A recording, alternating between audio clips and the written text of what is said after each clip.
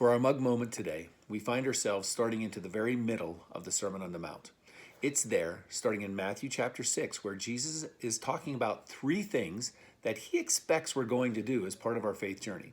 Those three things are being generous, praying, and fasting.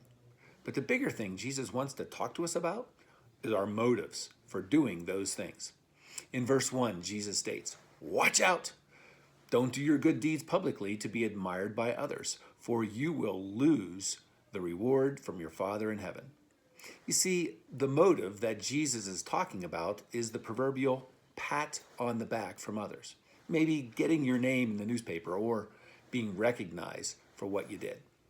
Watch out, he says, because if that's your reason for doing these things, if that's your motive, you're going to miss out on some of the blessings of God. And then he starts talking about how this works with generosity. In verse 2, we continue. When you give to someone in need, don't do as the hypocrites do, blowing their trumpets in the synagogues and streets to call attention to their acts of charity. I tell you the truth, they have received all the reward that they will get. But when you give to someone in need, don't let your left hand know what your right hand is doing. Give your gifts in private, and your Father, who sees everything, will reward you. As Christians, we are generous. It's a natural part of following Jesus. Notice he doesn't say if you give, but when you give.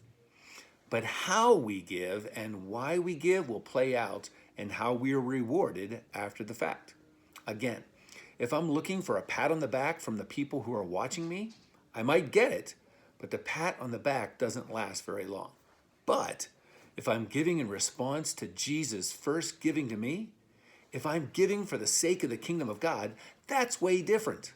That reward or blessing is ongoing and eternal. It is a deep sense of joy and peace that is part of us walking with Jesus in the kingdom of God. So why are you generous? Maybe you need to have a talk with God today and discuss that very question. We'll see you tomorrow.